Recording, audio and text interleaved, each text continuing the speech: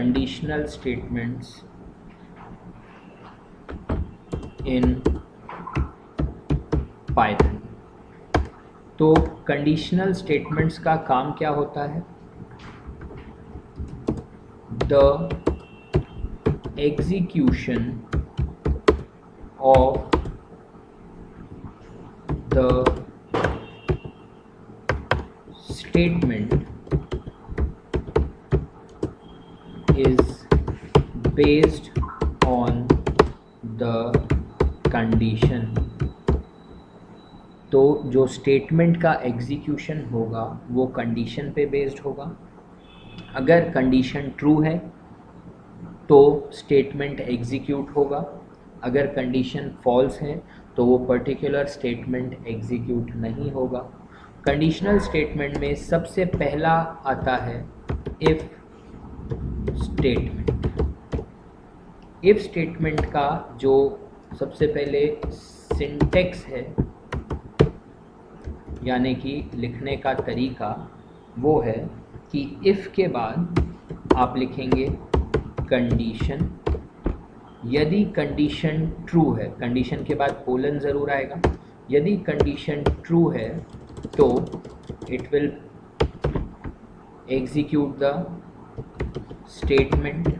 Statement execute होगा। Example,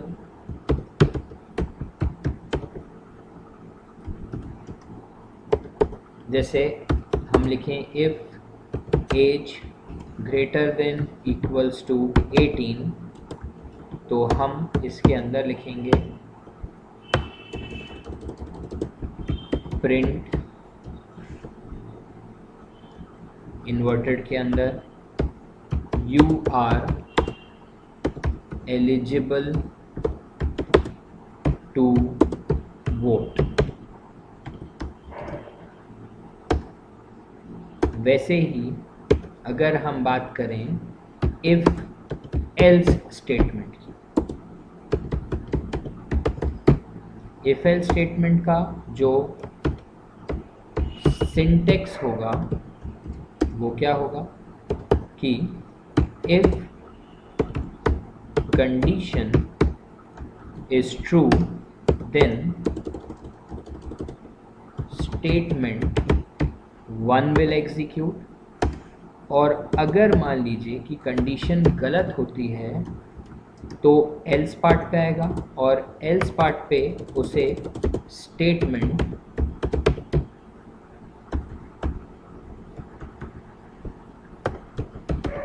to मिलेगा।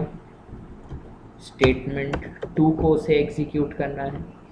If statement में आपकी कंडीशन के गलत होने पर क्या चलेगा ये आपको नहीं बताया जाता, पर इफ़ एल्स स्टेटमेंट में आपकी कंडीशन गलत होने पर एल्स पार्ट पे आके स्टेटमेंट 2 एग्जीक्यूट होगी।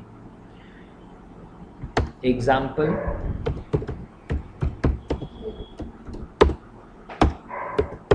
सपोज यही एग्जाम्पल हम लें, if age greater than equals to 18 है तो आप प्रिंट कराएंगे प्रिंट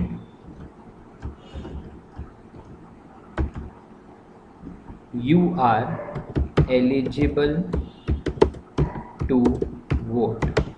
आप वोट डालने के लिए एलिजिबल हैं, पर अगर आपकी एज 18 से कम है तब आपको क्या स्टेटमेंट प्रिंट करना है वो भी आप लिखेंगे print you are not eligible to vote. तो ये इफ एल्स स्टेटमेंट का सिंटेक्स और एग्जाम्पल हुआ। इसी पे बेस्ड एक और चीज़ जो हमें मिलती है वो है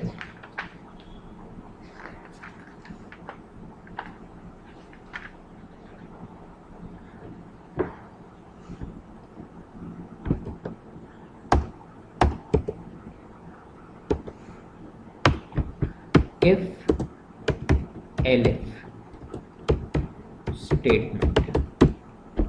इफ एलिफ जो है वो मल्टीपल कंडीशंस को चेक करता है। इसका भी एक सिंटेक्स होगा क्या सिंटेक्स होगा कि if condition 1 is true then statement 1 will execute, और अगर कंडीशन 1 गलत है तो एलिफ और फिर आ जाएगी कंडीशन 2। अगर कंडीशन 2 सही है तो स्टेटमेंट 2 एग्जीक्यूट होगा, और अगर कंडीशन 2 गलत है तो फिर से एलिफ और फिर आएगी कंडीशन 3। तो इस तरीके से आप चाहे कितनी भी कंडीशंस और कितने भी स्टेटमेंट्स को एग्जीक्यूट करा सकते हैं। इसका भी हम एक एग्जाम्पल देख लेते हैं। मान लीजिए कि अगर जितनी भी कंडीशंस हैं आप वो अप्लाई करते हैं और सारी कंडीशन फॉल्स हो जाती है, कोई भी कंडीशन ट्रू नहीं है, तो लास्ट में आप एल्स स्टेटमेंट भी लिख सकते हो। एल्स में फिर आप डिफ़ॉल्ट स्टेटमेंट लिखेंगे। डिफ़ॉल्ट स्टेटमेंट यानी कि सारी कंडीशंस के गलत होने के बाद क्या स्टेटमेंट एग्जीक्यूट होगा वो डिफ़ॉल्ट स्टेटमेंट कहलाता है। तो डिफ़ॉल्ट स्टेटमेंट तब एग्जीक्यूट होगा जब सारी कंडीशंस गलत हो जाएंगी। एक एग्ज़ाम्पल हम देखते हैं।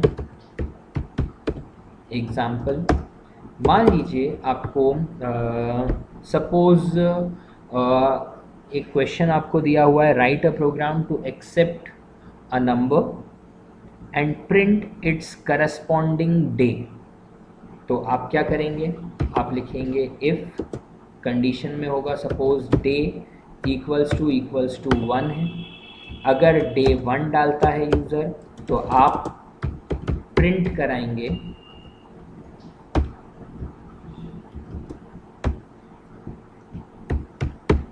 मंडे। अगर मान लीजिए डे की वैल्यू 1 नहीं है तो वो एलिफ पे आएगा, और एलिफ में वो चेक करेगा कि क्या डे की वैल्यू इक्वल्स टू 2 है। अगर डे की वैल्यू 2 है तब आप प्रिंट कराएंगे प्रिंट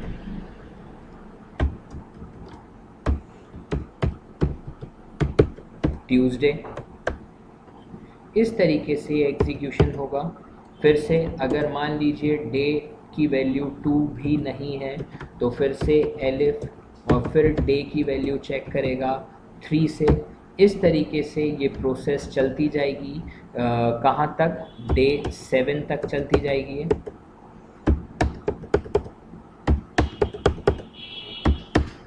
यहाँ पर मैं डायरेक्टली लिख ले रहा हूँ एलिफ डे इक्वल्स टू अगर 7 है तो लास्ट में इट विल प्रिंट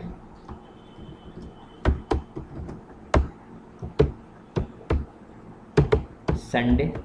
और मान लीजिए कि अगर डे की वैल्यू यूज़र 7 से बड़ी या 1 से छोटी डाल देता है तो कोई भी day of the week satisfy नहीं होगा, तब एल्स स्टेटमेंट यानी कि डिफ़ॉल्ट स्टेटमेंट आएगा, और डिफ़ॉल्ट में आप सीधा लिख देंगे प्रिंट इनवैलिड नंबर।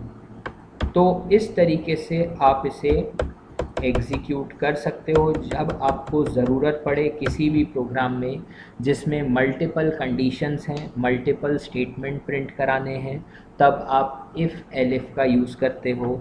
ये सारे इफ़ एल्स, इफ़ एलिफ, ये सब कंट्रोल स्टेटमेंट, कंडीशनल स्टेटमेंट्स कहलाते हैं।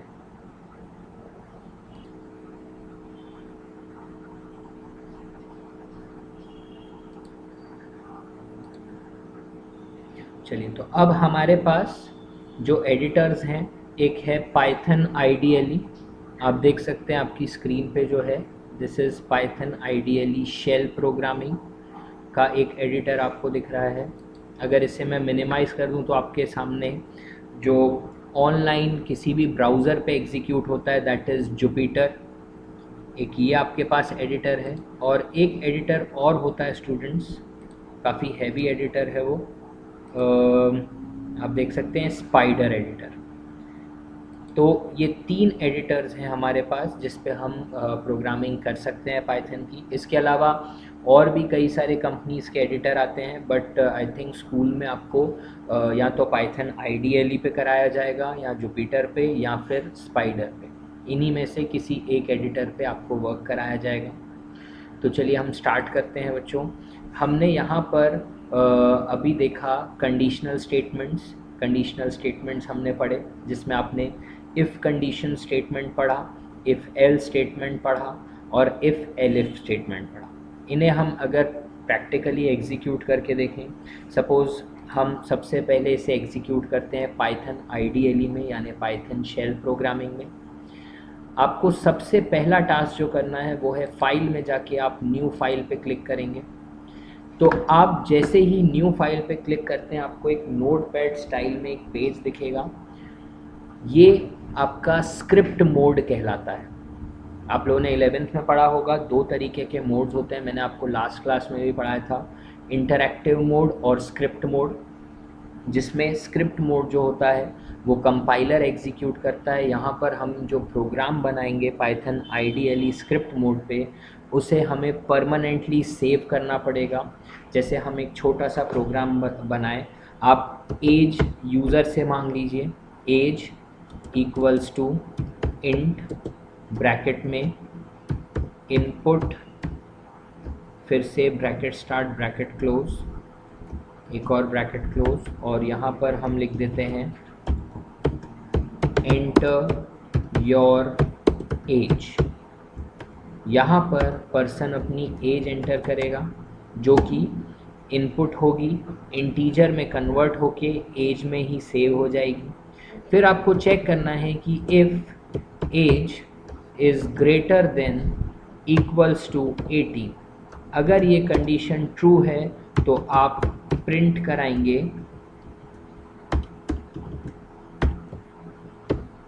You are eligible to vote. ठीक है, और अगर मान लीजिए कि ये कंडीशन गलत हो जाती है यानी एल्स पार्ट पे, आपको प्रिंट करा देना है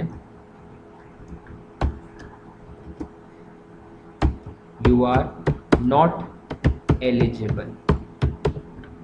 तो इस तरीके से आपका ये प्रोग्राम बनेगा।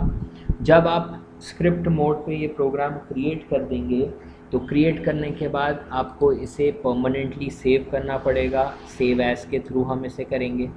सेव एज़ पे क्लिक करेंगे तो आपको एक डायलॉग बॉक्स दिखेगा जिसके थ्रू आप उसे सेव कर सकते हैं। आप देख सकते हैं ये डायलॉग बॉक्स ओपन हो रहा है। इस डायलॉग बॉक्स में आप कहीं पर भी इसे सेव कीजिए। सपोज़ हम इसे डेस्कटॉप में सेव करते हैं। डेस्कटॉप में हम इसे एक फ़ोल्डर देख लेते हैं। सपोज़ डेस्कटॉप पे आप इसे सेव करते हो। सपोज़ ये पाइथन कोड करके मैंने एक बनाया हुआ है, इसमें मेरे काफ़ी सारे प्रोग्राम सेव्ड हैं। इसमें सपोज़ मैं इसे नाम दे देता हूँ ex if 1 example if else 1 .py extension से हमें सेव करना पड़ता है, ये याद रखिएगा बच्चों, .py एक्सटेंशन, और आप इसे सेव कर दीजिए। जब आप इसे सेव कर देंगे तो आप देख सकते हैं यहाँ पर ऊपर चेंजेस हो गए हैं। ये वो पूरा पाथ बता रहा है जहाँ पर मेरा प्रोग्राम सेव्ड है। अब आप इसे रन करेंगे, रन पे जाके रन मॉड्यूल, तो आप देख सकते हैं आपका प्रोग्राम एग्जीक्यूट होगा। अगर एरर होगी तो वो बता देगा। यहाँ पर अपना प्रोग्राम जो था उसमें कोई भी एरर नहीं थी, तो आप देख सकते हैं एंटर योर एज। आप यहाँ पर अपनी एज एंटर कीजिए। सपोज़ आपने 25 एंटर की। जैसे ही आप एंटर प्रेस करेंगे आपको बता देगा कि आप एलिजिबल हैं वोटिंग के कि नहीं। तो इस तरीके से आप अपना प्रोग्राम पाइथन आईडीएलई में एग्जीक्यूट कर सकते हो। पाइथन आईडीएलई के अलावा आपको 2 एडिटर्स और मिले हैं। मैं इसी प्रोग्राम को कॉपी कर देता हूँ और हम आते हैं जुपिटर पे। जुपिटर पे आप देख सकते हैं ये आपकी फ्रंट स्क्रीन होगी। आपको न्यू पे जाना है और पाइथन 3 पे क्लिक करना है। जब आप पाइथन 3 पे क्लिक करेंगे तो आपको एक ब्राउज़र मिलेगा, एक टैब और खुलेगा।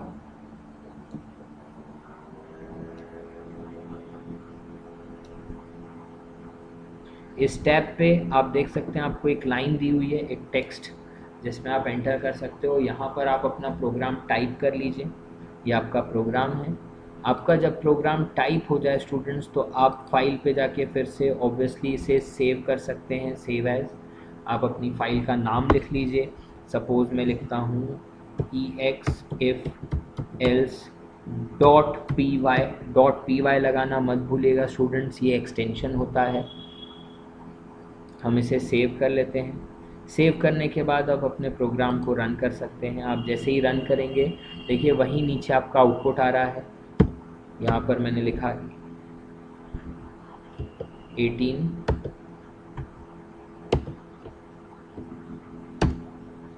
हाँ 8 लिखा, तो यहाँ पर आ गया नॉट एलिजिबल। ऑब्वियसली अगर आप 18 से बड़ी वैल्यू डालेंगे तो वो आ जाएगा एलिजिबल।